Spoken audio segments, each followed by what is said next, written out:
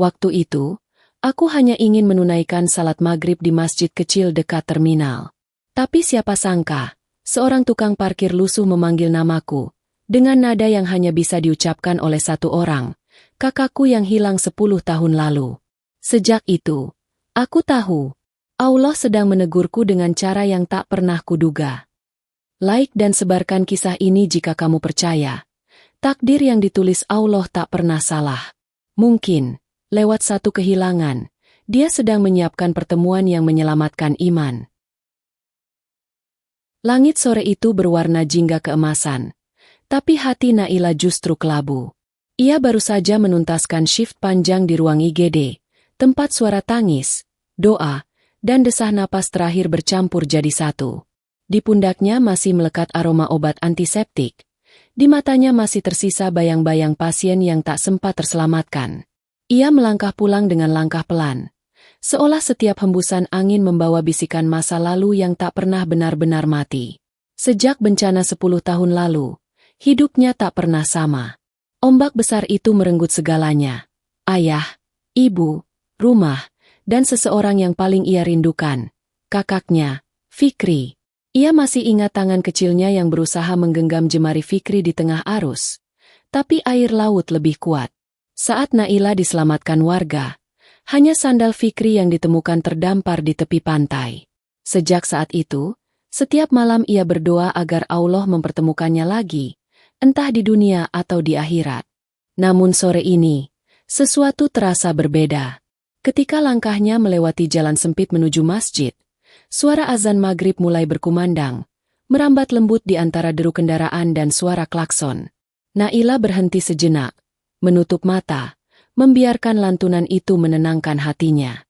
Tapi di sela gema azan, terdengar suara lain, pelan, serak, tapi begitu akrab di telinganya. Naila! Tubuhnya menegang. Ia membuka mata, menoleh cepat ke arah sumber suara. Seorang pemuda berdiri di pinggir jalan, mengenakan rompi oranye lusuh khas tukang parkir. Wajahnya gelap, penuh debu, rambutnya berantakan. Namun di balik semua itu, ada sesuatu di matanya. Tatapan yang membuat jantung Naila seolah berhenti berdetak. Tatapan yang sama seperti milik Fikri, 10 tahun lalu di tepi laut, sesaat sebelum ombak menelan mereka. Naila. Suara itu kembali terdengar, lebih lirih kali ini, seolah takut pecah di udara. Ia terpaku. Bagian dalam dirinya berteriak ingin berlari mendekat. Tapi kaki terasa berat. Akalnya berkata mustahil. Fikri sudah lama hilang.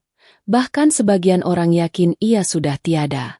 Tapi hatinya tak pernah bisa menerima itu. Hatinya tahu, sesuatu yang belum sempat selesai akan selalu mencari jalan untuk kembali. Pemuda itu melangkah satu langkah mendekat. Senyum kecil tersungging di bibirnya yang kering. Tapi sebelum Naila sempat bersuara, sebuah motor lewat cepat, membunyikan klakson keras. Ketika ia menoleh sebentar untuk menyingkir, pemuda itu sudah tak ada. Masya, kemana dia? Bisiknya. Ia berlari kecil ke arah tempat pemuda tadi berdiri. Hanya ada sandal jepit tua dan selembar kertas terlipat di tanah, tertiup angin. Naila memungutnya dengan tangan gemetar. Di atas kertas itu, tertulis kalimat pendek dengan tulisan tangan yang begitu ia kenali. Jangan berhenti berdoa, karena setiap doa yang tulus akan menemukan jalannya. F. Huruf F. Itu. Huruf yang sama dengan yang sering Fikri tulis di pojok buku catatannya dulu. Dadanya terasa sesak. Angin sore membawa bau debu bercampur aroma hujan yang menggantung di udara. Seolah langit pun ikut menahan air mata. Ia berdiri lama di sana, di bawah sinar lampu jalan yang mulai redup, memandangi tulisan itu berulang kali. Ada getaran halus di dalam dirinya, antara rindu yang belum selesai dan rasa takut bahwa ia sedang terjebak dalam harapan palsu.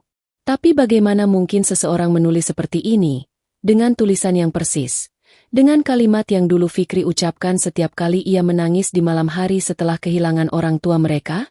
Di dalam dada Naila, ada dua suara yang saling bertarung. Satu berkata itu hanya kebetulan. Mungkin permainan pikirannya sendiri yang lelah. Tapi suara lainnya, yang lebih dalam, lebih lirih, dan lebih jujur, berkata, "Itu dia." Dia belum benar-benar pergi. Angin berhembus lebih kencang, membuat kertas itu hampir terlepas dari tangannya. Naila melipatnya perlahan dan menyimpannya di saku kerudung. Ia memandang ke arah masjid yang berdiri di ujung jalan. Lampu-lampu halamannya menyala lembut. Ia melangkah ke sana dengan langkah berat, tapi penuh tekad. Setiap langkah terasa seperti menapaki masa lalu yang kembali hidup. Ia menatap jamaah yang mulai berdatangan, sebagian mengenakan seragam pekerja, sebagian pedagang yang menutup lapaknya. Tapi tak ada wajah pemuda tadi. Naila duduk di barisan belakang setelah salat, memandangi sajadah di depannya yang kosong. Ia berdoa dalam diam, memohon pada Allah agar diberi petunjuk. Apakah ini pertanda, atau sekadar ujian bagi hatinya yang belum bisa ikhlas? Selesai berdoa, ia menatap kertas itu lagi. Tinta hitamnya sudah sedikit pudar, tapi maknanya justru semakin kuat. Jangan berhenti berdoa. Ia mengulang kalimat itu di dalam hati, seolah mencoba mengingatkan dirinya sendiri bahwa mungkin inilah cara Allah menjawab doanya. Bukan dengan jawaban pasti, tapi dengan tanda yang membuatnya mencari. Malam turun perlahan. Di luar, suara kendaraan semakin jarang. Naila berjalan pulang melewati tempat yang sama, memandangi sandal jepit tua yang masih tergeletak di trotoar. Ia berhenti sejenak, menunduk, dan tersenyum getir. Kalau benar itu kamu, Kak, aku belum siap kehilanganmu untuk kedua kalinya. Langit gelap mulai menurunkan rintik hujan, dan langkah Naila larut di antara suara gemericik air dan kenangan yang belum selesai. Dalam diam, ia tahu, pertemuan singkat itu bukan kebetulan. Sesuatu telah dimulai sore itu. Sesuatu yang akan mengguncang seluruh keyakinannya tentang kehilangan, doa, dan takdir yang ditulis oleh Allah dengan cara yang tak pernah bisa ditebak manusia. Malam itu, hujan turun tanpa jeda. Tetesannya memantul di aspal, menimbulkan gema yang ritmis, seperti detak jantung yang resah. Naila berdiri di depan jendela kamarnya, menatap titik-titik air yang jatuh, seolah mencoba membaca pesan dari langit. Di tangannya, selembar kertas lusuh dari sore tadi masih ia genggam, meski sudah sedikit lembab. Kalimat yang tertulis di atasnya tak berhenti terngiang. Jangan berhenti berdoa, karena setiap doa yang tulus akan menemukan jalannya. Ia sudah membaca kalimat itu puluhan kali, tapi setiap kali matanya menelusuri tulisan itu, dadanya terasa semakin sesak. Ada getaran halus di dalam dirinya yang tak bisa ia redam. Di luar logika, di luar akal, hatinya berkata bahwa suara itu, mata itu, cara pemuda itu menyebut namanya, semuanya adalah Fikri. Tapi bagaimana mungkin seseorang yang telah dinyatakan hilang selama 10 tahun tiba-tiba muncul dalam wujud tukang parkir lusuh di pinggiran kota? Pikiran itu terus berputar, menekan, menyesakkan. Ia duduk di tepi ranjang, menatap foto lama yang masih tersisa dari reruntuhan bencana dulu. Foto itu sudah mulai pudar, tapi senyum Fikri di dalamnya masih sama, hangat dan teduh. Kalau benar itu kamu, kenapa kamu nggak datang langsung padaku? Bisiknya lirih.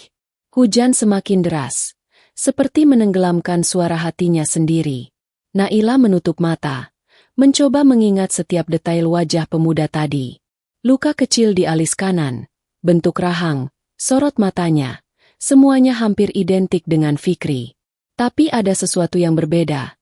Tatapan itu kini lebih berat, seolah menyimpan rahasia besar yang tak semestinya diucapkan. Keesokan harinya, langit masih kelabu ketika Naila memutuskan untuk kembali ke tempat yang sama. Ia tak bisa menunggu lebih lama. Ia mengenakan jaket abu-abu, menyembunyikan seragam kerjanya, lalu melangkah cepat menuju jalan sempit di dekat minimarket. Jantungnya berdetak cepat setiap kali matanya menyapu area parkir itu. Namun, tempat itu tampak sepi. Hanya ada beberapa motor dan seorang bapak tua yang sedang memungut puntung rokok dari tanah basah. "Pak, biasanya di sini ada tukang parkir, ya?" tanya Naila, berusaha terdengar tenang. Bapak itu mengangkat wajah, menatapnya sejenak, lalu mengangguk pelan. "Oh, Rif? Biasanya dia ada. Tapi kadang hilang beberapa hari. Orangnya aneh, Mbak. Diam. Tapi kalau dengar azan, langsung pergi ke masjid." balik-balik, duduk aja, nunduk, gak pernah minta uang lebih, malah sering nolak. Namanya Rif? Suara Naila bergetar. Iya, katanya begitu. Tapi entah nama asli atau bukan. Dia nggak banyak cerita. Naila terdiam. Nama itu menggema di benaknya. Rif. Ada kesamaan samar dengan nama Fikri, seolah hanya setengah dari nama itu yang tersisa. Ia menatap ke sekeliling, berharap menemukan tanda-tanda kehadirannya. Tapi yang ada hanya sisa hujan dan udara lembab. Di tanah, sandal jepit tua yang kemarin masih tergeletak kini sudah tak ada. Seolah-olah tak pernah ada apapun di sana. Ia memutuskan menunggu. Dari pukul 10 pagi hingga hampir waktu zuhur, Naila duduk di bangku beton dekat minimarket, memperhatikan setiap orang yang lewat. Waktu berjalan lambat, dan setiap detik membuatnya semakin sadar betapa gila tindakannya ini. Tapi hatinya menolak menyerah. Ketika azan zuhur berkumandang, ia melihat sosok itu datang dari kejauhan. Tubuhnya kurus, bahunya agak membungkuk, tapi langkahnya tenang. Ia membawa payung hitam yang sudah bolong di ujungnya. Begitu sampai di parkiran, pemuda itu langsung menunduk, menyusun motor, dan menyapa pengendara dengan suara lembut. Itu dia. Naila menarik napas panjang, mencoba menguasai dirinya. Ia menunggu hingga pemuda itu duduk di kursi kecilnya, lalu mendekat perlahan. Mas. Suaranya nyaris tak terdengar. Pemuda itu menoleh. Tatapan itu, tatapan yang membuat waktu berhenti sore kemarin, kembali menyentuh jiwanya.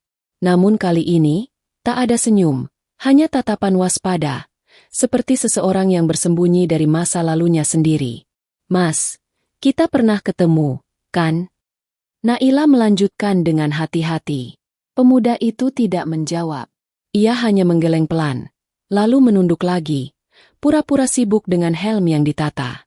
Tapi tangan kirinya gemetar, dan dalam gerakan kecil itu, Naila melihat sesuatu yang membuat napasnya tercekat, sebuah gelang hitam di pergelangan tangannya. Gelang yang sama yang dulu Fikri pakai, terbuat dari anyaman tali, hadiah ulang tahun dari Naila sendiri.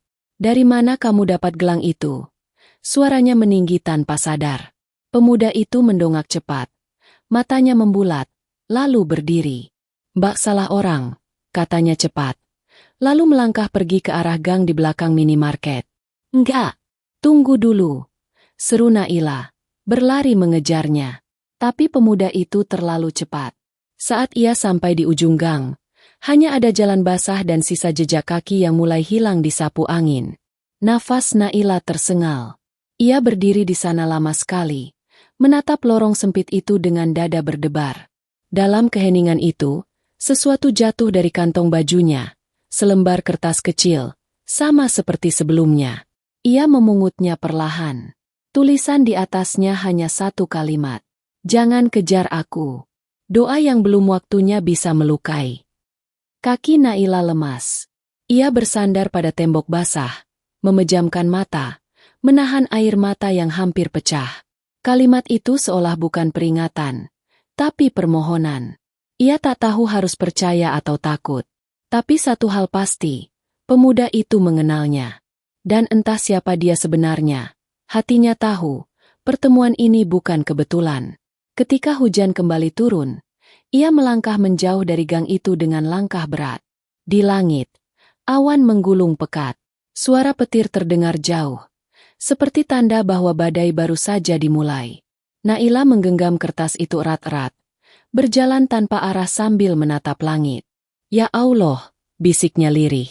Kalau ini ujian, kuatkan aku. Tapi kalau ini petunjuk, tolong tunjukkan kebenarannya. Dan untuk pertama kalinya sejak bencana itu, Naila merasa sesuatu di dalam dirinya mulai retak. Batas antara harapan dan kenyataan. Sesuatu telah terbuka, dan ia tahu, tak ada jalan untuk mundur lagi. Angin pagi membawa aroma tanah basah yang menenangkan, tapi di dada Naila, ketenangan itu tak pernah benar-benar hadir. Sejak pertemuannya dengan pemuda bernama Rif kemarin, pikirannya tak berhenti berputar. Bayangan wajahnya, tatapan matanya yang seperti menahan sesuatu, dan kata-kata di kertas kecil itu terus menghantui. Jangan kejar aku. Doa yang belum waktunya bisa melukai. Kalimat itu seperti belati yang menancap di hati, menimbulkan perih yang aneh, antara rindu dan rasa takut akan kebenaran yang mungkin terlalu menyakitkan. Pagi itu, Naila duduk di meja dapur dengan secangkir teh yang sudah lama dingin. Ia memandangi kertas itu sekali lagi, mencoba mencari arti tersembunyi di balik tulisan yang sederhana. Tangannya bergetar, bukan karena dingin, tapi karena hatinya menolak diam. Ia tahu, sesuatu di balik sosok pemuda itu menyimpan jawaban atas luka yang selama ini ia pendam. Namun ia juga sadar, jawaban itu mungkin bukan sesuatu yang ingin ia dengar. Setelah menimbang lama, Naila memutuskan untuk mencari tahu lebih dalam. Ia tak bisa hanya menunggu tanda lain dari langit. Ia ingin memahami mengapa pemuda itu muncul di hidupnya sekarang, setelah 10 tahun hening tanpa kabar. Ia mulai dari tempat yang paling logis. Orang-orang yang mengenal Rif. Minimarket itu masih sama seperti kemarin. Hujan semalam menyisakan genangan kecil di pinggir trotoar. Naila mendekati seorang penjaga toko yang sedang menyapu depan pintu. "Permisi, Mas. Saya mau tanya. Tukang parkir yang biasa di sini, yang namanya Rif, dia kerja di sini udah lama?" Tanyanya dengan nada sopan tapi tegas. Penjaga itu menatapnya sejenak, lalu tersenyum samar. "Rif? Iya, udah hampir setahun. Tapi dia bukan orang yang banyak cerita. Pendiam banget. Kalau ditanya asalnya dari mana, cuma bilang, dari selatan. Tapi saya rasa dia anak baik, Mbak. Kadang kalau ada pengamen lapar, dia bagi makan, padahal dia sendiri sering kelaparan." "Dia tinggal di mana?" tanya Naila cepat. Penjaga itu menggeleng. "Entahlah. Kadang saya lihat dia pulang ke arah pasar lama. Tapi ada juga yang bilang dia suka tidur di musola kecil dekat terminal. Oh iya, kalau malam Jumat, dia sering ke masjid tua di ujung gang sana. Kadang bantu bersihin karpet." Naila menunduk, mencoba menahan gejolak hatinya. Ia menatap ke arah yang ditunjuk penjaga tadi. Masjid tua itu berdiri redup di kejauhan. Ada perasaan aneh yang menyelinap, seperti ditarik oleh sesuatu yang lebih besar dari dirinya. Mungkin ini jalan yang sudah disiapkan Allah sejak lama. Ia berjalan menyusuri gang menuju masjid itu. Setiap langkah terasa berat, seperti menapaki kenangan lama yang belum sembuh. Di sepanjang jalan, ia melewati anak-anak kecil yang bermain bola, ibu-ibu yang menjemur pakaian, dan aroma gorengan yang baru digoreng. Tapi semuanya terasa jauh, kabur, karena pikirannya hanya tertuju pada satu hal, kebenaran. Masjid itu tampak tua, catnya mulai mengelupas, tapi suasananya begitu damai. Naila melepas sepatunya dan melangkah masuk. Di dalam, seorang pria tua sedang menyapu halaman. "Assalamualaikum, Pak." Sapa Naila. "Waalaikumsalam, Nak," jawabnya ramah. "Mau salat?" "Boleh, Pak. Tapi saya juga mau tanya. Di sini, apa sering ada pemuda yang datang membantu bersih-bersih?" "Namanya Rif." Pria tua itu berhenti menyapu, lalu menghela napas pelan. "Ah, Rif. Iya, anak itu rajin. Setiap malam Jumat dia datang. Nggak banyak bicara, cuma senyum. Kadang saya suruh pulang, dia bilang, 'Biar saya di sini aja, Pak. Di luar terlalu ramai untuk orang sepi seperti saya.'" Kata-kata itu membuat tenggorokan Naila tercekat. Ia menatap lantai masjid yang basah, seolah setiap tetes air di sana menyimpan kisah yang belum selesai. Dia pernah cerita tentang masa lalunya. "Pak?" Pria itu menggeleng pelan. "Nggak pernah. Tapi kadang dia suka diam lama di pojok sana, baca mushaf kecil. Mushaf itu sudah sobek-sobek, tapi dia jagain kayak harta karun. Pernah saya tanya, katanya mushaf itu pemberian seseorang yang dia sayangi, tapi udah nggak ada." "Mushaf kecil?" Hati Naila langsung berdegup. Ia ingat jelas, mushaf kecil berwarna hijau dengan pinggiran emas itu adalah milik Fikri. Ia sendiri yang menuliskan nama kakaknya di dalamnya. Fikri Al-Mukhlis, semoga selalu dalam lindungan Allah. Tangannya gemetar hebat. Tanpa sadar, air mata jatuh membasahi pipinya. "Pak, Kalau saya ingin ketemu dia, kira-kira kapan dia datang ke sini lagi? Tanyanya lirih, suaranya nyaris patah. Pria tua itu berpikir sejenak. Biasanya malam Jumat. Tapi kadang juga datang waktu sore menjelang maghrib. Bantu nyalain lampu-lampu. Naila mengangguk, mencoba menenangkan dirinya. Ia berterima kasih dan keluar dengan langkah gontai. Langit sore mulai memerah, dan angin membawa bau garam laut yang samar. Setiap hembusannya seperti mengingatkan bahwa jarak antara dia dan kebenaran kini tinggal setipis doa. Di sepanjang perjalanan pulang, pikirannya penuh pertanyaan. Mengapa Rif memiliki mushaf fikri? Bagaimana gelang itu bisa ada di tangannya? Dan mengapa ia menulis pesan agar Naila tidak mengejarnya? Semua itu seperti potongan puzzle yang belum lengkap, tapi perlahan membentuk satu bayangan besar. Masa lalu yang belum selesai menampakkan dirinya. Malam menjelang. Di kamarnya, Naila menatap mushaf kecil milik Fikri yang dulu mereka miliki bersama. Pasangan dari yang kini mungkin ada di tangan Rif. Ia membukanya, dan di halaman terakhir, ada catatan kecil tulisan tangan Fikri. Kalau kita terpisah, jangan berhenti berdoa. Karena doa bisa memeluk lebih jauh dari tangan. Air mata Naila tumpah tanpa bisa ia tahan. Semua petunjuk ini tak bisa lagi dianggap kebetulan. Seseorang di luar sana membawa potongan dari jiwanya yang hilang. Dan entah bagaimana, Allah seakan sedang memanggilnya untuk menemukan makna di balik pertemuan yang tak masuk akal ini. Namun di balik getar harap yang tumbuh, ada rasa ngeri yang mulai menyelinap. Karena setiap kali ia merasa lebih dekat dengan kebenaran, selalu ada peringatan halus di hatinya, bahwa tidak semua yang kembali dari masa lalu membawa kedamaian. Beberapa mungkin datang untuk menguji seberapa dalam seseorang mampu bertahan dalam iman dan luka. Malam itu, udara terasa lebih dingin dari biasanya. Langit di luar jendela kelam tanpa bintang, seolah menyembunyikan sesuatu di balik keheningannya. Naila duduk di tepi ranjang, memandangi mushaf kecil yang tadi siang ia temukan di laci lamanya. Halaman terakhirnya sudah mulai menguning, tapi tulisan tangan Fikri di sana masih jelas terbaca.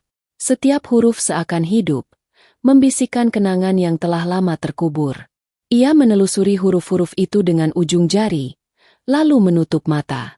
Kalau kita terpisah, jangan berhenti berdoa, karena doa bisa memeluk lebih jauh dari tangan. Kata-kata itu terus bergema di kepalanya seperti nyanyian lembut yang tak kunjung berhenti. Ia merasa seolah Fikri benar-benar berbicara kepadanya, bukan lewat ingatan, tapi lewat sesuatu yang lebih dalam, ikatan yang tak bisa dijelaskan oleh waktu atau logika. Sejak kecil, Naila dan Fikri selalu berbagi mimpi yang sama. Entah mengapa, ketika salah satu bermimpi buruk, yang lain akan terbangun di saat yang sama. Ayah mereka dulu menyebutnya sebagai tali doa, hubungan yang dijaga oleh kasih dan rahmat Allah. Setelah bencana itu, mimpi-mimpi itu berhenti. Tapi malam ini, entah kenapa, dadanya kembali terasa sesak seperti pertanda sesuatu akan datang. Ia mencoba tidur dengan mata yang berat, tapi pikirannya terus menolak tenang. Hingga akhirnya, tanpa sadar, dunia nyata perlahan memudar, dan ia terseret ke dalam keheningan yang aneh. Dalam mimpinya, Naila berdiri di tepi pantai. Ombak berkejaran lembut, tak lagi menakutkan seperti dulu. Langit berwarna biru pucat, dan angin laut menerpa wajahnya dengan aroma asin yang menenangkan. Di kejauhan, ada sosok anak laki-laki berlari kecil di sepanjang pantai sambil membawa perahu mainan dari kayu. "Ayo, cepat, Naila!" serunya riang. Suara itu terlalu familiar. "Fikri," bisik Naila pelan. Suaranya bergetar di antara hembusan angin. Ia berlari menyusul, tapi kakinya seakan menapak pasir yang berat. Setiap langkah terasa seperti menembus kenangan masa lalu yang pernah ia coba lupakan. Ketika akhirnya ia sampai di dekatnya, Fikri kecil menoleh dengan senyum yang sama seperti dalam foto lama mereka. "Kamu masih di sini?" tanyanya polos. "Di mana maksudmu?" "Di tempat yang seharusnya kamu sudah tinggalkan." Naila terdiam. Ombak tiba-tiba berubah lebih tinggi, anginnya lebih dingin. Fikri menatap laut, lalu berkata, "Aku nggak hilang, Naila. Aku cuma disembunyikan sampai kamu siap memahami arti kehilangan.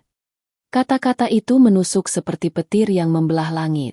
Disembunyikan? Ulang Naila, hampir tak percaya. Siapa yang menyembunyikanmu, Kak? Fikri menatapnya lama. Doa kamu sendiri. Naila ingin mendekat, tapi pasir di bawahnya mulai menelan kakinya perlahan. Ia berteriak memanggil nama Fikri, tapi suaranya hilang tertelan angin. Fikri mundur beberapa langkah, masih tersenyum, lalu mengangkat tangan seolah berpamitan. Kalau kamu benar-benar ingin menemukan aku, jangan cari dengan mata. Cari dengan hati. Karena hati yang mengenal arah, bukan langkah.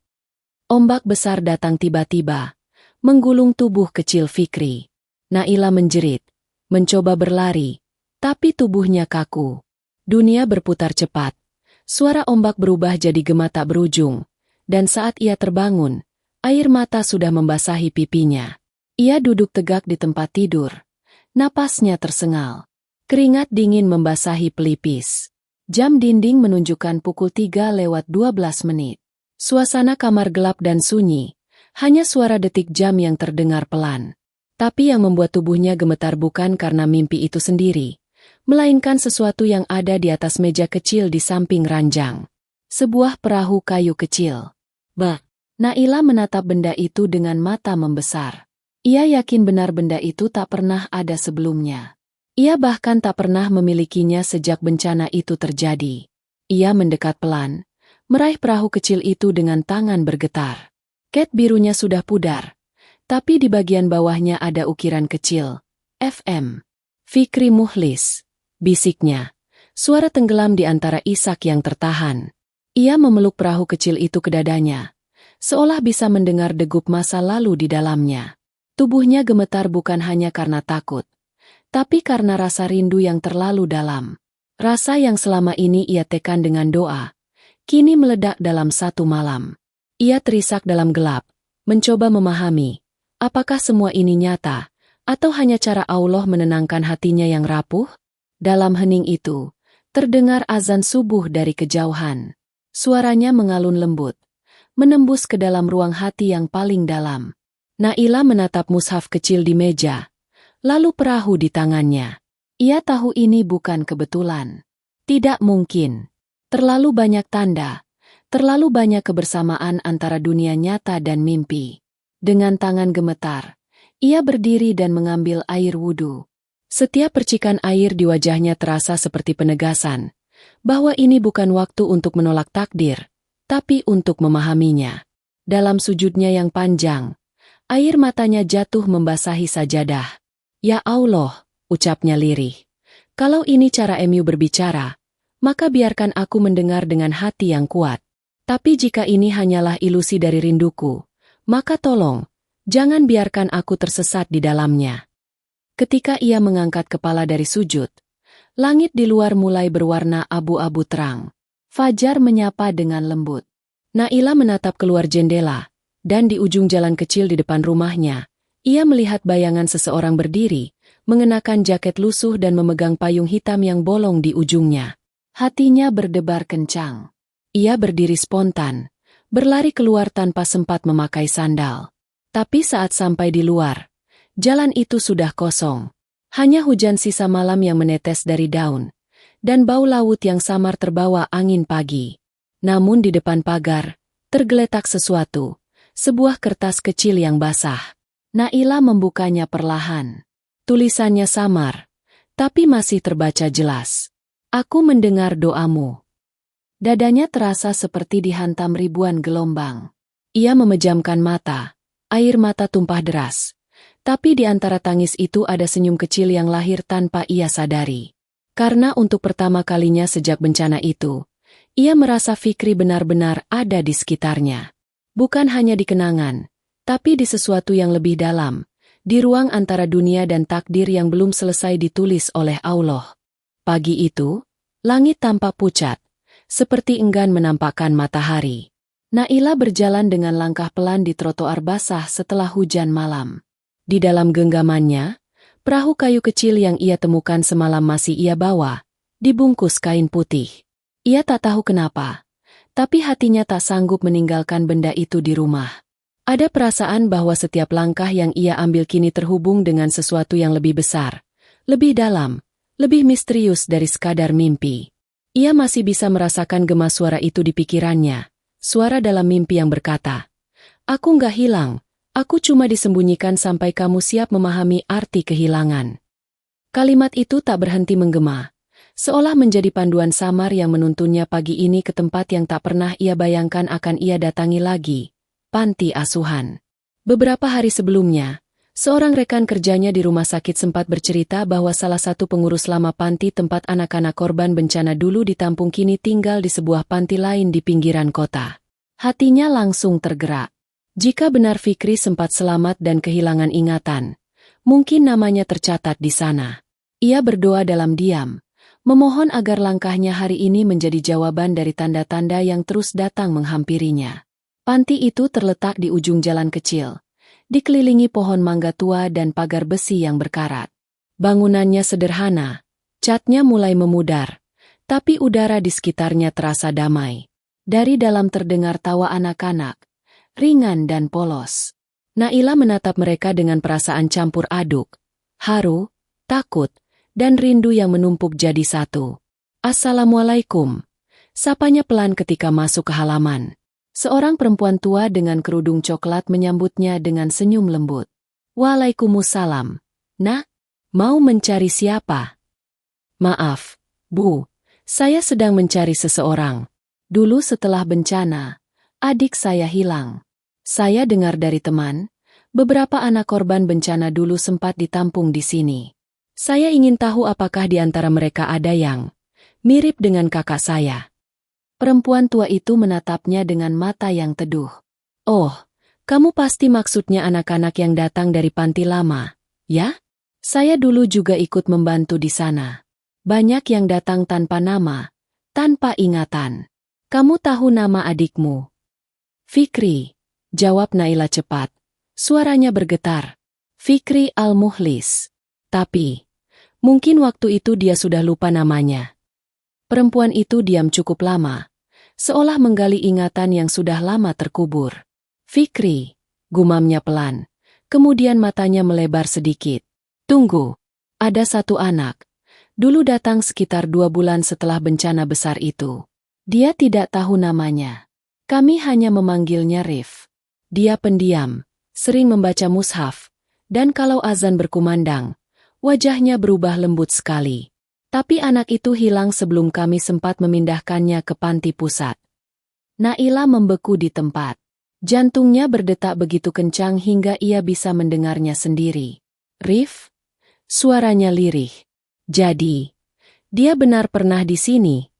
Perempuan itu mengangguk. "Iya, Nak. Tapi setelah beberapa bulan, dia pergi diam-diam. Hanya meninggalkan mushaf kecil di rak buku. Mushaf itu sampai sekarang masih kami simpan. Kami anggap itu milik anak yang dulu sering menangis di malam hari sambil memeluknya."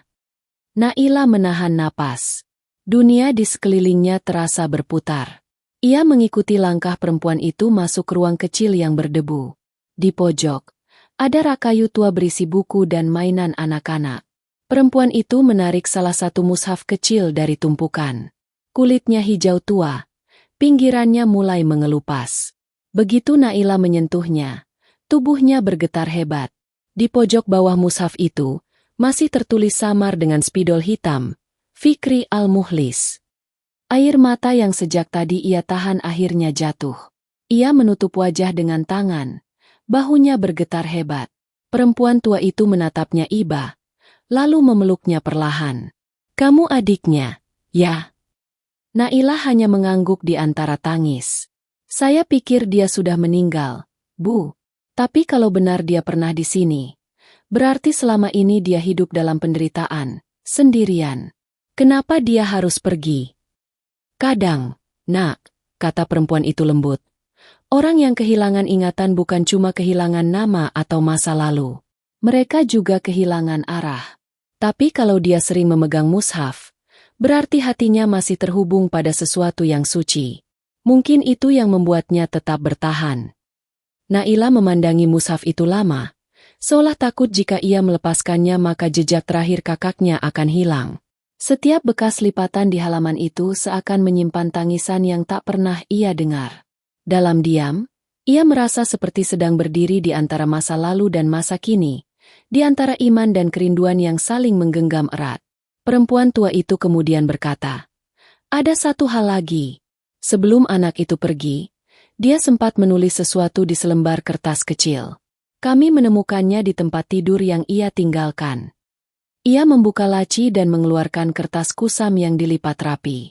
Saya tidak tahu maksudnya apa, tapi mungkin kamu bisa mengerti. Naila menerima kertas itu dengan tangan gemetar. Tulisan tangan itu ia kenali seketika, huruf-huruf miring khas Fikri. Di sana tertulis, "Jika suatu hari ada yang mencari aku, bilang padanya, aku tidak hilang, aku hanya sedang belajar pulang lewat jalan yang lain." Tangisnya pecah lagi. Kali ini tanpa bisa ia tahan. Ia jatuh berlutut, menggenggam kertas itu seolah menggenggam tangan kakaknya sendiri. Setiap kata dalam tulisan itu terasa hidup, menembus ke dalam relung jiwanya yang paling dalam. Perempuan tua itu ikut berlutut, memeluk bahunya pelan. "Mungkin sekarang kamu harus percaya, Nak, tidak semua kehilangan berarti akhir. Kadang, Allah hanya mengubah bentuknya, agar kita belajar menemukan makna di baliknya." Naila menatap mushaf itu, lalu menatap langit-langit ruangan yang remang. Di matanya, air mata bercampur dengan sinar lembut keyakinan yang baru tumbuh. Ia belum tahu apakah Fikri benar-benar hidup, atau hanya meninggalkan pesan terakhir melalui jejak-jejak samar. Tapi satu hal yang ia rasakan dengan pasti, Allah sedang menuntunnya, setahap demi setahap, menuju kebenaran yang telah lama tersembunyi di balik kehilangan. Di luar, suara anak-anak yang mengaji terdengar lembut, seperti gema masa kecil yang kembali pulang. Dan di antara suara itu, Naila mendengar bisikan dalam hatinya sendiri, bisikan yang dulu hanya ada di mimpi. "Aku di sini, Naila. Aku nggak pernah benar-benar pergi." Langit sore mulai berwarna jingga pucat ketika Naila berdiri di depan masjid tua di ujung gang. Di tangannya, mushaf kecil peninggalan Fikri yang ia dapat dari panti asuhan masih terbungkus kain putih. Ia sudah menunggu hampir 2 jam, duduk di anak tangga depan sambil memperhatikan jamaah yang silih berganti datang dan pergi. Hatinya penuh kegelisahan yang sulit dijelaskan. Ia tak tahu apakah ia datang untuk menemukan atau untuk melepaskan, tapi langkahnya sudah sampai di sini, dan ia merasa tak bisa mundur lagi. Setiap kali azan berkumandang, ada desir halus yang menjalari tubuhnya. Ia mengingat cerita penjaga minimarket dan pengurus panti. Pemuda itu selalu datang menjelang maghrib, membantu menyalakan lampu-lampu masjid. Mungkin sore ini, Allah akan mempertemukannya kembali dengan bayangan yang tak pernah benar-benar hilang dari hidupnya. Suara angin menggoyangkan daun-daun mangga di halaman masjid. Beberapa anak kecil berlarian. Tawa mereka menggema di udara. Naila menunduk, menahan rasa berdebar yang semakin keras. Setiap detik terasa panjang. Ia berusaha menenangkan diri dengan berzikir pelan, tapi pikirannya terus melayang pada wajah yang menghantui hari-harinya. Mata teduh, senyum samar, dan sorot yang seakan menyimpan 1000 cerita yang belum terucap. Adzan maghrib akhirnya terdengar. Suara muazin itu menggema indah, menggetarkan dada Naila. Ia menutup mata, membiarkan setiap kalimat suci itu meresap ke dalam hatinya. Ketika kalimat, "Hayya, alal falah," bergema, ia membuka mata, dan melihat sosok yang selama ini ia cari. Pemuda itu berjalan pelan melewati pagar masjid. Langkahnya tenang, tapi ada ketundukan dalam setiap geraknya.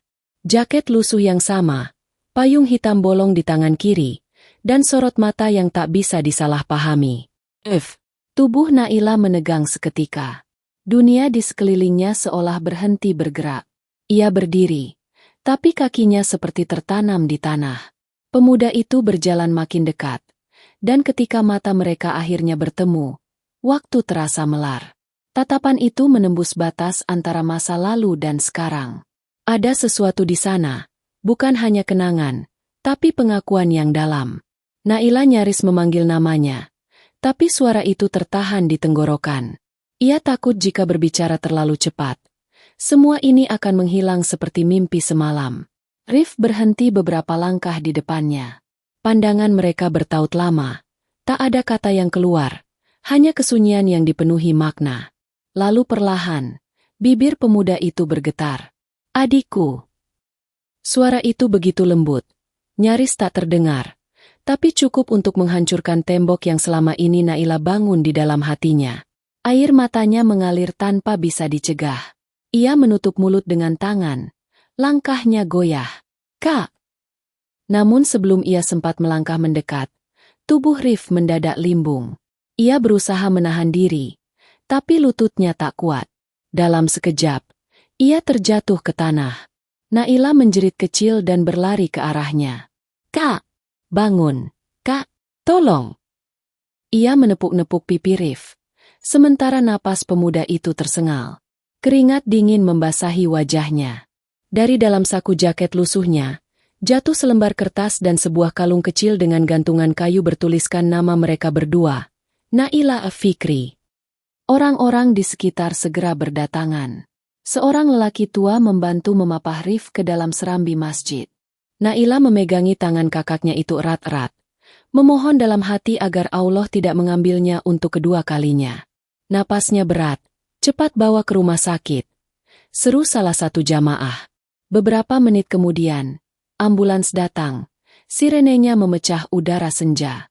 Naila ikut naik, menggenggam tangan Rif sepanjang perjalanan. Wajah pemuda itu pucat, tapi di tengah napas yang berat, ia sempat membuka mata dan menatapnya. "Kamu datang juga," ucapnya lirih. "Jangan bicara dulu, Kak. Istirahat." "Ya. Aku di sini," jawab Naila. Suaranya bergetar. Senyum samar muncul di wajah Rif. "Aku tahu kamu bakal nyari aku. Tapi jangan salahkan takdir kalau pertemuan ini nggak lama." "Jangan bicara begitu," Naila memohon, menahan tangis. Namun pemuda itu hanya menutup mata, seolah lelah menahan sesuatu yang lebih berat dari sekadar tubuh yang sakit. Di rumah sakit, Rif segera mendapat perawatan. Naila menunggu di luar ruang gawat darurat dengan tangan bergetar, menggenggam mushaf kecil yang ia bawa dari panti. Setiap menit terasa seperti jam. Dalam benaknya, segala kenangan masa kecil mereka berputar. Tawa di tepi pantai, janji untuk tidak saling meninggalkan, dan doa yang dulu selalu mereka panjatkan bersama sebelum tidur. Ketika akhirnya dokter keluar, wajahnya serius. Dia sadar sebentar, tapi kondisinya lemah. "Kami menemukan bekas luka lama di bagian belakang kepala. Mungkin itu sebabnya dia mengalami hilang ingatan. Tapi yang aneh, sepertinya dia tahu persis siapa yang dia cari." Naila menatap dokter itu. Matanya basah. "Dia sempat memanggil aku, Adik." Dokter mengangguk perlahan. Mungkin dia baru mengingat sedikit-sedikit. Tapi luka seperti itu bisa membuat ingatannya datang dan pergi. Setelah diperbolehkan masuk, Naila melangkah pelan ke ruang rawat. Rif terbaring di ranjang. Wajahnya tenang tapi pucat. Di meja kecil di samping tempat tidur, mushaf lusuhnya tergeletak terbuka di surat Ar-Ra'd ayat 28. "Ingatlah, hanya dengan mengingat Allah hati menjadi tenang." Naila duduk di sampingnya, menggenggam tangannya yang dingin. "Kak, kalau ini benar-benar kamu, aku nggak akan biarkan kamu hilang lagi. Aku janji." Air matanya jatuh membasahi tangan pemuda itu. Rif membuka mata perlahan. "Kamu selalu kuat, Naila. Bahkan waktu kecil pun kamu lebih berani dari aku." Ia tersenyum samar, lalu menatap langit-langit. "Allah nggak pernah benar-benar memisahkan kita. Hanya menunda sampai waktunya tepat." Naila menunduk, mencium punggung tangan kakaknya. "Kalau begitu, izinkan aku tetap di sisimu. Aku nggak peduli seberapa berat masa lalu. Yang penting sekarang aku nemuin kamu."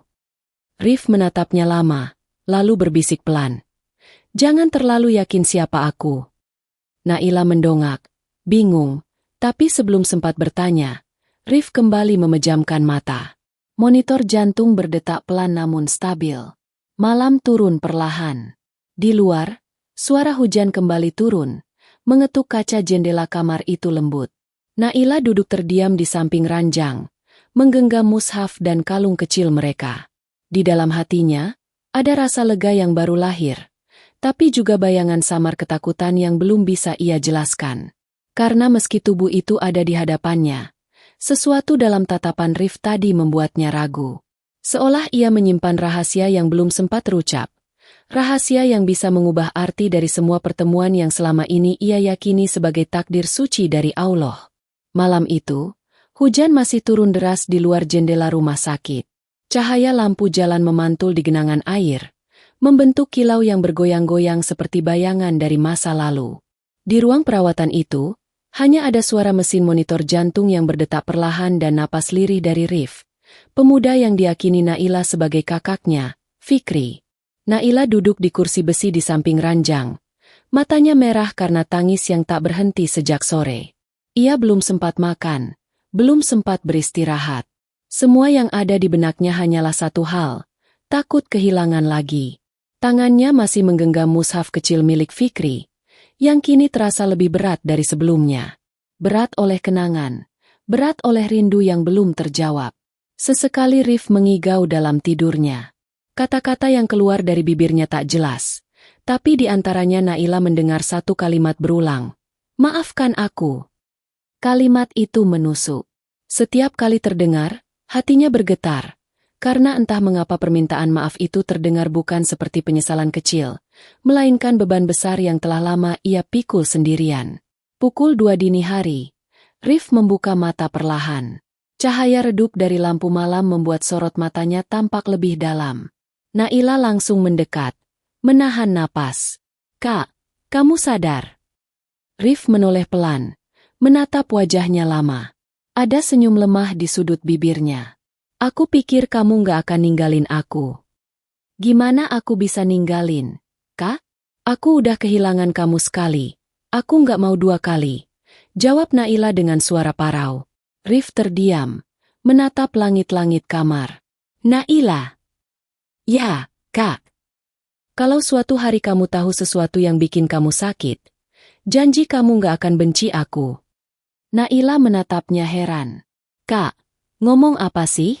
Aku gak akan pernah benci kamu. Kamu kakakku. Aku cuma bersyukur Allah masih kasih aku kesempatan buat ketemu. Pemuda itu menghela napas panjang, lalu menatap jendela yang basah oleh hujan. Kadang, ada hal yang lebih sulit dari kehilangan, Naila, yaitu menyadari bahwa waktu gak selalu membawa kita pulang ke tempat yang sama. Ucapan itu membuat dada Naila sesak. Ia ingin bertanya lebih jauh, tapi sebelum sempat, Rif kembali menutup mata. Tubuhnya tampak lemah, namun wajahnya menunjukkan ketenangan aneh, seolah ia telah menerima sesuatu yang belum bisa Naila pahami. Keesokan paginya, dokter datang memeriksa kondisi Rif. Keadaannya stabil, kata dokter itu. Tapi luka di kepala yang lama bisa membuat ingatannya muncul dan hilang bergantian. Mungkin saja dia mengingat sesuatu, lalu melupakannya lagi beberapa saat kemudian. Naila mengangguk pelan, berusaha memahami. Tapi hatinya menolak menerima bahwa kenangan mereka bisa datang dan pergi begitu saja. Ketika dokter keluar, Naila kembali duduk di samping ranjang. Di meja kecil, ia menemukan sebuah tas lusuh yang dibawa Rif ketika dibawa ke rumah sakit. Dengan tangan gemetar, ia membuka tas itu perlahan. Di dalamnya, hanya ada 3 benda. Mushaf lusuh yang sudah terbuka di surat Arade, foto keluarga lama mereka, dan sehelai surat yang terlipat rapi. Ia mengambil foto itu dulu. Wajah-wajah dalam foto itu membuat air matanya kembali mengalir. Ia, Fikri, dan kedua orang tua mereka di depan rumah lama, sebelum semuanya hilang diterjang ombak. Tapi ada sesuatu yang berbeda. Di sudut bawah foto itu, ada bercak air yang membentuk garis samar seperti sidik jari, seolah foto itu sering digenggam dalam tangis. Kemudian ia membuka surat itu. Tulisannya rapat dan agak bergetar, tapi jelas. Aku bukan siapapun yang pantas dikenang, tapi kalau kamu membaca ini, berarti aku sudah menemukan kamu. Jangan salahkan waktu yang memisahkan kita, karena mungkin Allah ingin kita belajar bertemu dengan cara yang lain. Aku nggak tahu berapa lama lagi aku bisa menahan semua ini. Tapi satu hal yang aku tahu, Aku nggak bisa terus hidup dalam nama yang bukan milikku. Tangan Naila gemetar. Ia tak mengerti sepenuhnya maksud dari surat itu. Tapi satu kalimat di akhir membuat napasnya tertahan. Maafkan aku, Naila. Aku bukan Fikri yang kamu cari. Tapi aku pernah diselamatkan oleh orang yang mencintaimu. Surat itu jatuh dari tangannya. Dunia di sekelilingnya seperti berhenti berputar. Ia memandang wajah Rif yang masih tertidur. Tubuh itu, mata itu, suara itu, semuanya seperti Fikri, tapi kini ada keraguan besar yang tumbuh di hatinya. Bagaimana jika selama ini ia hanya berpegang pada bayangan yang salah? Naila mundur satu langkah, lalu duduk di kursi lagi. Air matanya jatuh tanpa suara. Ia ingin marah, tapi rasa sakitnya lebih dalam dari itu. Ia ingin menolak. Tapi sebagian dari dirinya tahu ada sesuatu yang benar di balik kebohongan itu. Ia menatap Rif lama, mencari sesuatu di wajahnya, kebenaran, atau mungkin sekadar alasan. Tak lama kemudian, Rif mulai gelisah dalam tidurnya. Napasnya berat, dan keningnya berkerut. Ia bergumam, "Aku janji, Fikri, aku bakal jaga dia, sampai akhir." Kalimat itu menusuk seperti belati. Naila menutup mulutnya, menahan suara tangis yang hampir pecah. Jadi benar, dia bukan Fikri. Tapi kenapa setiap kali ia memanggil nama itu, Rif tidak pernah menyangkal dengan tegas? Apakah karena ia tak ingin menghancurkan harapan yang selama ini menahan Naila tetap berdiri? Ia menatap wajah Rif yang kini tampak damai. Di balik semua kebingungan, ada rasa hangat yang aneh, perpaduan antara kehilangan dan penghiburan. Entah siapa dia sebenarnya, tapi satu hal yang Naila rasakan pasti. Orang ini memikul sesuatu yang besar, sesuatu yang mungkin bahkan lebih berat dari luka yang ia bawa. Di luar, hujan mulai berhenti. Langit abu-abu tampak perlahan merekah, menyisakan cahaya lembut di antara awan. Naila mengusap air matanya, lalu menggenggam mushaf kecil di dada. "Kalau benar kamu bukan Fikri," bisiknya lirih. "Tolong, jangan pergi dulu. Aku masih perlu tahu kenapa Allah mempertemukan kita dengan cara seperti ini." Ia memandang ke arah jendela yang masih meneteskan sisa hujan, dan dalam pantulan kaca itu, ia melihat dirinya sendiri, lelah, tapi juga kuat. Mungkin inilah cara Allah mengajarinya tentang arti cinta yang tidak selalu harus dimiliki, dan tentang pertemuan yang terkadang hadir bukan untuk mengembalikan, melainkan untuk menyembuhkan. Dan di kursi itu, di bawah cahaya lembut pagi yang baru, Naila menunggu. Bukan lagi hanya untuk kakaknya yang hilang, tapi untuk kebenaran yang perlahan mulai menampakkan dirinya dari balik luka-luka lama yang selama ini disembunyikan. Malam beranjak pelan di kota itu, dan rumah sakit mulai sunyi. Lampu-lampu di lorong berpendar redup, menyisakan suasana yang dingin dan menggantung. Naila duduk di kursi ruang tunggu, menatap kosong ke arah jendela besar yang menampilkan langit hitam tanpa bintang. Di tangannya, surat dari tas Rif masih ia genggam erat. Surat yang mengubah segalanya. Surat yang menghancurkan kepastian yang selama ini ia pegang. "Maafkan aku, Naila. Aku bukan Fikri yang kamu cari." Kalimat itu terus berputar di kepalanya seperti gema yang tak mau berhenti. Ia telah membaca surat itu puluhan kali, berharap maknanya berubah, tapi tidak. Setiap hurufnya terasa seperti pisau kecil yang menggores bagian hatinya yang paling dalam. Ia ingin menyangkal, ingin menolak semua itu, tapi bagian lain dari dirinya tahu, sesuatu dalam cara Rif menatapnya memang selalu menyimpan rahasia. Udara malam terasa lebih dingin dari biasanya. Di lorong, suara langkah perawat terdengar pelan, lalu menghilang lagi. Naila menunduk, menatap mushaf kecil di pangkuannya, mushaf peninggalan kakaknya yang nyata, yang tak bisa diragukan keberadaannya. Tapi kini, benda itu justru terasa asing. Seolah antara masa lalu dan masa kini telah saling bertabrakan dan membuat garis kenyataan menjadi kabur. Ia menatap pintu kamar Rif yang tertutup. Lelaki itu masih tertidur sejak sore. Dokter bilang kondisinya stabil, tapi Naila tahu dari sorot wajah Rif sebelumnya bahwa ada sesuatu yang ia sembunyikan. Bukan sekadar luka di kepala, tapi luka yang jauh lebih dalam, luka di hati dan jiwa. Menjelang tengah malam, suara langkah pelan mendekat. Seorang perawat berhijab masuk membawa amplop coklat. "Mbak Naila, ini tadi dititipkan oleh seseorang.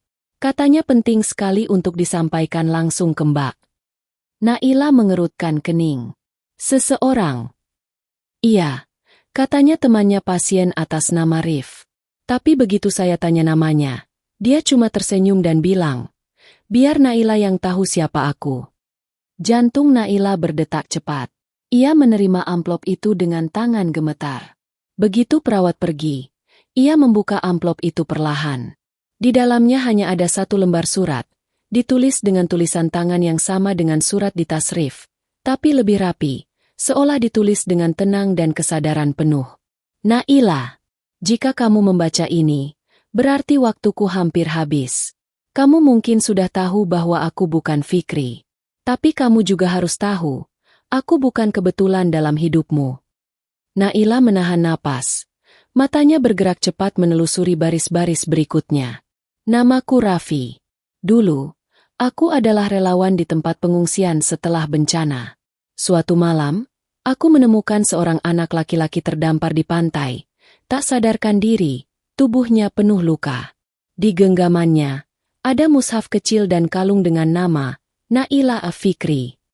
Aku berusaha menyelamatkannya, tapi Allah punya kehendak lain. Anak itu meninggal sebelum sempat aku bawa ke rumah sakit." Naila menutup mulutnya, menahan isak yang hampir pecah. Matanya kabur oleh air mata yang jatuh deras. Surat itu bergetar di tangannya, tapi ia tetap melanjutkan membaca, meski dadanya terasa sesak seperti diikat. "Aku menguburkannya di tempat yang paling tenang yang bisa kutemukan. Di dekat batu besar di tepi pantai, tempat ombak tak pernah berhenti datang. Tapi setelah itu, hidupku berubah. Aku nggak bisa berhenti memikirkan anak itu, Fikri. Setiap malam, aku mimpi tentang dia. Tentang bagaimana dia memanggil nama seseorang, namamu, sebelum napas terakhirnya berhenti. Seolah-olah doanya belum selesai." Air mata Naila menetes di kertas, membuat tinta sedikit luntur. Tapi ia tak berhenti. "Sejak malam itu, aku merasa seperti diberi tugas oleh Allah. Aku meninggalkan hidup lamaku, mencoba mencari siapa gadis bernama Naila itu. Aku ingin menyampaikan sesuatu yang tak sempat Fikri sampaikan. Tapi semakin lama aku mencari, semakin aku tenggelam dalam penyesalan dan dosa-dosa masa laluku sendiri. Sampai akhirnya aku memilih hidup sederhana, menebus rasa bersalah dengan menjadi seseorang yang menjaga orang lain, sekecil apapun caranya." Naila terisak tanpa suara. Setiap kalimat di surat itu menusuk lebih dalam. Sekarang semuanya mulai masuk akal. Cara Raffi menatapnya, cara dia memanggil namanya dengan suara yang penuh getar, cara dia berdoa dengan tenang setiap kali azan berkumandang. Semua bukan karena ia Fikri, tapi karena ia membawa kenangan Fikri di dalam dirinya. Ia melanjutkan membaca bagian akhir surat itu, meski matanya sudah basah. "Aku tahu aku salah karena membiarkan kamu percaya bahwa aku Fikri. Tapi waktu aku melihatmu pertama kali, di depan minimarket itu, kamu memanggil namaku dengan air mata. Aku nggak sanggup bilang kebenarannya. Karena dalam pandanganmu, aku bukan orang asing. Dalam tatapan itu, aku melihat sesuatu yang belum pernah aku rasakan seumur hidup, dikasihi tanpa syarat. Aku menulis surat ini bukan untuk dimaafkan. Aku menulis ini agar kamu tahu, Fikri tidak pernah benar-benar pergi. Dia hidup di dalam setiap doa, setiap kebaikan, setiap keberanianmu untuk terus mencari. Kalau kamu ingin tahu kebenaran sepenuhnya, datanglah ke pantai tempat terakhir ombak menelan masa lalu kalian. Di sana kamu akan mengerti kenapa Allah mempertemukan kita. Jangan benci aku, Naila. Aku hanya orang yang sedang mencoba pulang, sama sepertimu. Raffi. Surat itu terjatuh dari tangan Naila. Tubuhnya bergetar hebat, napasnya tersengal. Rasanya dunia di sekelilingnya mendadak senyap. Suara detak jantungnya sendiri menggema di telinga, bercampur dengan hujan yang mulai turun lagi di luar jendela. Ia menatap ke arah pintu kamar Rif. Atau sekarang, Raffi. Hatinya tercabik antara rasa marah, sedih, dan iba yang saling bertabrakan. Ia ingin membenci kebohongan itu, Tapi bagaimana bisa, ketika kebohongan itu justru lahir dari rasa ingin menebus dosa dan menjaga kenangan yang suci? Tangannya menutupi wajah. Air mata tak berhenti mengalir. Ia mengingat semua hal yang telah terjadi. Suara panggilan di sore hari itu, kertas dengan tulisan tangan, gelang di tangan, mimpi di pantai, semua tanda yang mengarah ke satu titik. Allah tidak sedang mempertemukannya dengan kakaknya, tapi dengan seseorang yang membawa pesan terakhir dari sang kakak. Naila memeluk mushaf di dadanya. Suaranya bergetar ketika berbisik pelan. Ya Allah, Engkau maha tahu jalan hati hamba MU. Kalau ini ujian, jadikan aku kuat. Tapi kalau ini pelajaran, ajarkan aku untuk memaafkan. Di luar, petir menyambar jauh di langit, memantulkan cahaya singkat di wajahnya yang basah oleh air mata. Ia menatap keluar jendela, menatap hujan yang terus turun seolah langit pun ikut menangis bersamanya. Dan untuk pertama kalinya, Naila sadar bahwa cinta sejati tak selalu berbentuk pertemuan antara dua jiwa yang sama. Kadang, cinta sejati justru hadir dalam perantara, orang yang dipilih Allah untuk menyampaikan doa yang tak sempat disampaikan. Fajar baru saja menyentuh cakrawala ketika Naila berdiri di depan rumah sakit, memandangi langit yang masih gelap dengan semburat oranye tipis. Ia belum tidur sejak malam. Surat dari Raffi tak lepas dari genggamannya. Surat yang menampar kenyataan sekaligus membuka mata. Setiap kalimatnya seperti membawa ia ke satu arah. Pantai. Tempat terakhir di mana hidupnya hancur. Dan mungkin juga tempat di mana semuanya akan kembali bermula. Udara pagi terasa asin, membawa aroma laut yang sudah lama tak ia hirup. Ia memejamkan mata, mengingat kata terakhir dalam surat itu. Kalau kamu ingin tahu kebenaran sepenuhnya, datanglah ke pantai tempat terakhir ombak menelan masa lalu kalian. Naila menarik napas panjang. Ia tahu, langkah berikutnya tidak sekadar perjalanan biasa.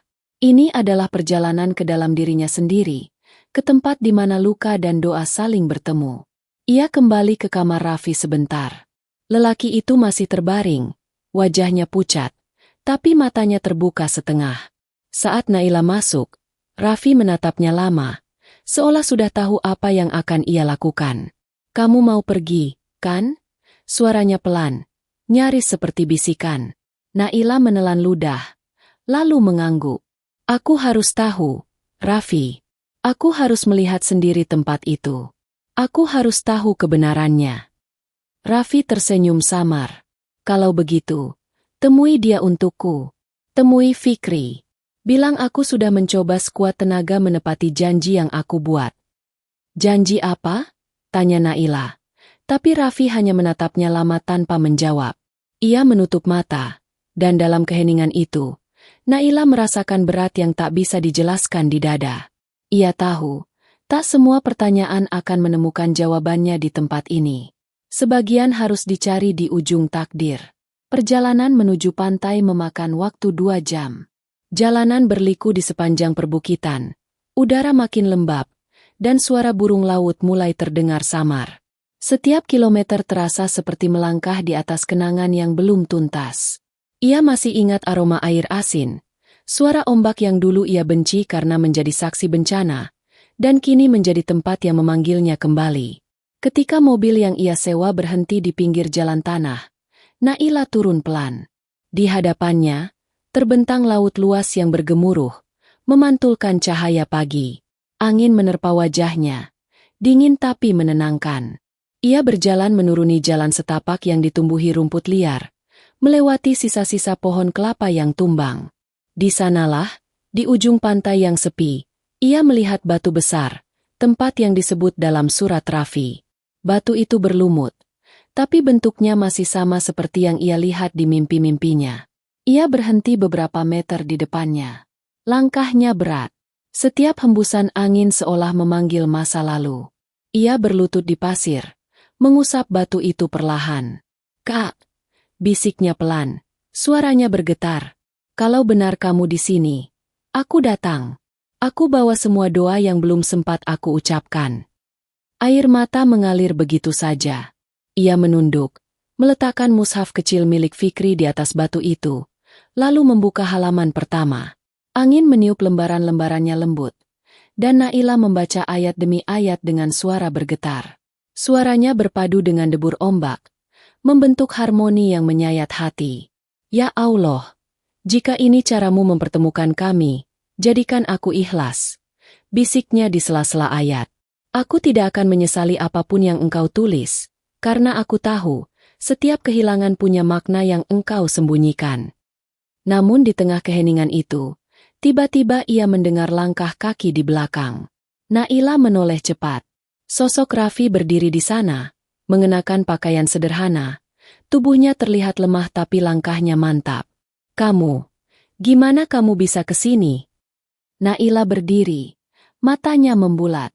Raffi tersenyum, menatap laut. Aku janji akan sampai di sini. Janji yang dulu aku buat di tempat ini, di hadapan jenazah Fikri. Suara ombak bergemuruh, seolah ikut menyimak. Raffi mendekat, lalu berlutut di depan batu yang sama. Tangannya menyentuh pasir, dan matanya berkaca-kaca. Waktu aku temukan dia di sini, aku nggak tahu siapa namanya. Aku cuma tahu dari mushaf kecil di tangannya, dan dari bisikan terakhir sebelum napasnya berhenti. Jaga Naila, jangan biarkan dia sendirian. Air mata Naila tumpah deras. Ia memegangi mulut, tubuhnya bergetar hebat. Jadi, itu janji yang kamu maksud? Raffi mengangguk pelan. Aku hidup dengan janji itu. Setiap kali aku ingin menyerah, aku dengar suara itu di kepalaku. Suara Fikri. Mungkin bukan karena aku pantas, tapi karena Allah memilih aku untuk menepati doa terakhirnya. Ia terdiam sejenak, memandang laut yang mulai bergelombang tinggi. Aku tahu aku salah karena berpura-pura menjadi dia. Tapi aku cuma ingin kamu tahu bahwa dia nggak pernah pergi sia-sia.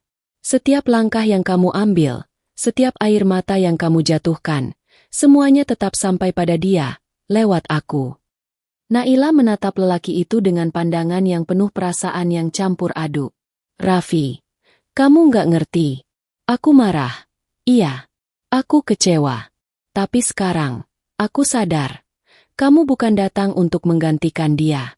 Kamu datang karena doanya. Raffi menunduk, senyum getir di wajahnya.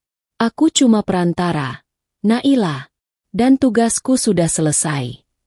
Tiba-tiba angin bertiup kencang. Ombak pecah di batu besar itu, membasahi mereka berdua. Naila menatap wajah Raffi, pucat, tapi damai. Lelaki itu menutup mata sejenak, lalu berbisik pelan. Kalau kamu mau tahu, kadang Allah mempertemukan dua orang bukan untuk saling memiliki, tapi untuk saling menyembuhkan. Kata-kata itu menggantung di udara, menusuk hati Naila. Ia menggenggam tangan Raffi erat. Tapi lelaki itu tampak semakin lemah. Nafasnya pendek-pendek. Bahunya bergetar halus. Raffi, kamu kenapa? Naila menahan tubuhnya. Panik. Raffi membuka mata untuk terakhir kalinya. Menatapnya dengan pandangan yang tenang. Tolong, doakan aku. Biar aku juga bisa pulang. Naila mengguncang tubuhnya. Memanggil namanya berulang-ulang. Tapi Raffi tak lagi menjawab. Angin berhenti. Hanya suara laut yang terus berbicara, mengulang nama-nama yang sudah lama hilang. Ia memeluk tubuh itu lama, menangis di antara deburan ombak. Tapi di dalam tangis itu, ada ketenangan yang belum pernah ia rasakan sebelumnya. Ketenangan yang datang dari pemahaman bahwa cinta dan kehilangan, meski pahit, adalah bagian dari rencana Allah yang tak pernah salah. Ia menatap laut yang kini berkilau diterpa cahaya matahari yang menembus awan, lalu memeluk mushaf Fikri di dadanya. Air matanya menetes, tapi senyum tipis terukir di bibirnya. Karena di tepi takdir itu, Naila akhirnya mengerti, tidak semua yang hilang harus ditemukan kembali. Beberapa hanya perlu diikhlaskan, agar bisa hidup abadi dalam doa. Angin laut pagi masih berhembus lembut, membawa aroma asin yang menempel di udara. Ombak berdesir perlahan di tepi pantai, seolah sedang berdoa untuk jiwa yang baru saja pergi. Di antara batu besar yang menjadi saksi pertemuan itu, Naila duduk bersimpuh di pasir yang dingin. Di pangkuannya, mushaf kecil milik Fikri dan kalung bertuliskan nama mereka berdua terbaring diam. Dua benda yang kini menjadi pengikat masa lalu dan masa kini, antara kehilangan dan penemuan yang tak pernah ia sangka. Ia menatap laut yang mulai memudar warnanya di bawah cahaya matahari. Matahari pagi itu tidak secerah biasanya. Cahayanya lembut, teduh, seolah menyesuaikan diri dengan duka yang masih menggantung di udara. Di sisinya, tubuh Raffi telah terbaring tenang, dengan wajah damai yang seolah sedang tertidur, bukan mati. Seakan ia hanya berpindah ke tempat lain, tempat yang lebih tenang, tempat yang sudah lama menunggu. Air mata Naila sudah kering, tapi hatinya belum berhenti menangis. Tangisnya kini bukan lagi karena kehilangan, tapi karena rasa syukur yang aneh. Syukur atas kebenaran yang akhirnya ia temukan, betapapun menyakitkannya. Ia menyentuh wajah Raffi dengan lembut. "Kamu nggak bohong lagi sekarang, kan?" bisiknya. "Kamu sudah menepati janjimu. Kamu pulang." Suara laut menjawab dengan gemuruh lembut. Naila tahu, dalam diam, Allah sedang berbicara kepadanya melalui alam, melalui angin, melalui keheningan yang menenangkan. Ia menatap mushaf kecil itu dan membuka halaman terakhirnya, halaman di mana Fikri dulu menulis kalimat, "Kalau kita terpisah, jangan berhenti berdoa, karena doa bisa memeluk lebih jauh dari tangan." Naila tersenyum pahit. "Kak, aku paham sekarang. Doa itu nggak pernah hilang. Doa bisa menembus batas waktu, bahkan melampaui kematian." Ia menunduk, mencium mushaf itu lama sekali, lalu memeluknya ke dada. Di hatinya, sebuah perasaan damai tumbuh, perasaan yang tak pernah ia rasakan sejak bencana itu terjadi. Ia kemudian berdiri, menatap tubuh Raffi yang terbaring dengan tangan masih menggenggam pasir. Perlahan ia menutup mata lelaki itu dengan kedua tangannya, lalu berdoa dalam bisikan, "Ya Allah, Engkau yang menulis setiap jalan hidup hamba MU. Jika Engkau telah memanggilnya, maka terimalah dia dengan rahmat MU. Jadikan setiap langkahnya, setiap dosanya, dan setiap air matanya sebagai saksi bahwa dia pernah berusaha kembali kepada MU." Suara doanya menyatu dengan gemuruh laut. Ombak datang perlahan, menyentuh ujung kaki Naila seolah ikut mengamini. Ia berdiri di sana lama, membiarkan angin membelai wajahnya. Setiap hembusan terasa seperti pesan dari dua jiwa yang kini sudah tenang, Fikri dan Raffi. Dua nama yang berbeda, tapi satu takdir yang sama, menjadi jalan bagi dirinya untuk memahami arti cinta yang sesungguhnya. Ia menatap batu besar tempat mushaf itu kini diletakkan, lalu melangkah mundur. Di dalam dirinya, ada tarikan kuat untuk tinggal, tapi ada juga suara lembut yang memintanya pergi. "Sudah cukup," gumamnya pelan. "Aku sudah menemukan apa yang harus kutemukan. Sekarang aku harus belajar hidup lagi, dengan hati yang lebih ikhlas." Perjalanan kembali ke kota terasa hening. Langit berwarna abu-abu keperakan. Hujan kecil turun perlahan. Setiap tetes yang jatuh di kaca mobil membuat Naila teringat pada saat-saat terakhir bersama Raffi. Cara dia tersenyum, kalimat terakhir yang ia ucapkan. Allah tidak mempertemukan kita untuk saling memiliki, tapi untuk saling menyembuhkan. Kata-kata itu kini menggema di dalam dirinya, menjadi mantra baru yang menuntunnya untuk melangkah. Ia sadar, seluruh perjalanannya selama ini bukan tentang menemukan Fikri, tapi tentang menemukan dirinya sendiri yang dulu hilang bersama bencana. Ia bukan lagi gadis kecil yang menunggu mukjizat datang. Ia kini seorang perempuan yang mengerti bahwa mukjizat kadang hadir dalam bentuk luka yang membuat kita belajar mencintai dengan cara yang lebih suci. Sesampainya di rumah, suasana terasa sunyi. Ia membuka pintu perlahan, lalu berjalan ke ruang tengah. Di sana masih tergantung foto lama keluarganya. Foto yang dulu hanya ia pandang dengan air mata, tapi kini ia pandang dengan senyum lembut.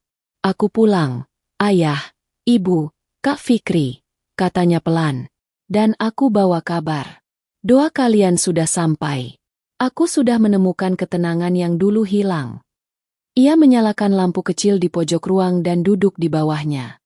Mushaf kecil itu ia buka lagi. Jari-jarinya menyusuri baris ayat yang dulu sering dibacakan Fikri ketika mereka berdua ketakutan di malam badai. "Sesungguhnya bersama kesulitan ada kemudahan." Kalimat itu kini terasa hidup. Ia menatap langit-langit rumah yang tenang, lalu berbisik, "Ya Allah, kalau dulu aku berdoa agar Engkau mengembalikan yang hilang, sekarang aku berdoa agar engkau menguatkan hati ini untuk melepaskan. Malam itu, untuk pertama kalinya dalam 10 tahun, Naila tidur dengan tenang. Tanpa mimpi, tanpa bayangan masa lalu yang menakutkan. Hanya kedamaian yang halus, seperti embun di pagi hari. Keesokan harinya, ia pergi ke masjid tempat pertama kali ia mendengar suara yang memanggil namanya. Di halaman, ia menatap bangunan itu lama, lalu tersenyum. Di sana, di bawah pohon mangga yang sama, ia meletakkan selembar kertas yang ia tulis dengan tangannya sendiri. Aku sudah tidak mencari lagi. Karena aku tahu, yang hilang tak selalu harus ditemukan. Kadang, ia hanya menunggu untuk diikhlaskan, agar bisa kembali lewat doa. Ia menatap langit biru di atas masjid itu. Angin bertiup pelan, membawa bau tanah basah yang segar. Dalam hatinya, Naila tahu, perjalanan panjangnya akhirnya tiba di ujung, bukan ujung duka, tapi ujung pengertian. Ia tak lagi terikat oleh masa lalu, tapi dipeluk oleh ketenangan yang datang dari Allah, yang selalu tahu kapan waktu terbaik untuk memulangkan seseorang kepada cinta yang sebenarnya. Dan saat azan zuhur bergema, Naila tersenyum. Air matanya jatuh, tapi bukan karena sedih. Ia tahu, entah dimanapun Fikri dan Raffi kini berada, mereka sudah damai. Dan ia pun, untuk pertama kalinya, benar-benar bebas, karena hatinya akhirnya menemukan rumahnya sendiri di dalam takdir yang ditulis oleh Allah.